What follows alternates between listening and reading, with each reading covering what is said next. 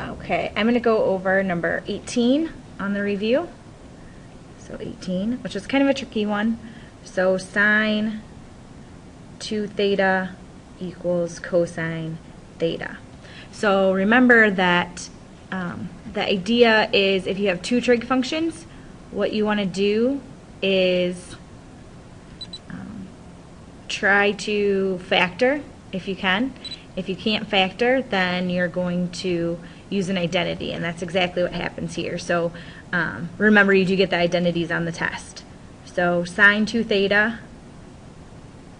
equals 2 sine theta cosine theta. All right, so that's the identity we're going to use, and we're going to input it right there.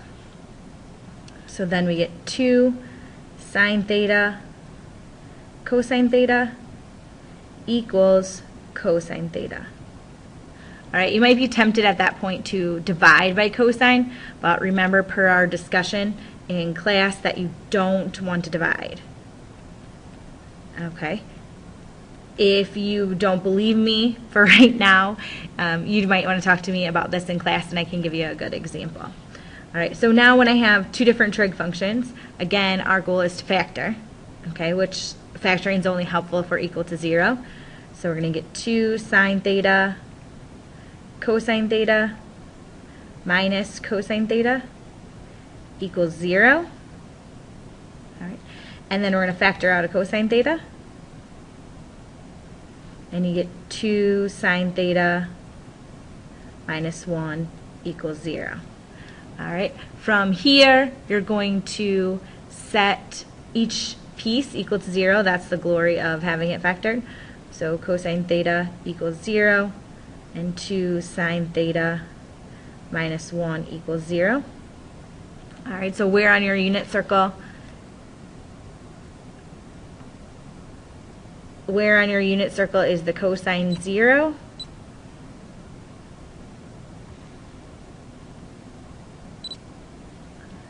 So you're going to get, I always have to draw the axis. So right there, 90 and 270. So 270 and 90. And also we know that the sine of theta is 1/2. So you add 1, divide by 2. All right, so where does that happen? That one's a little trickier, but you know it's going to be a multiple of 30, and we want sine to be the smaller of the two, so we want the y to be the smaller.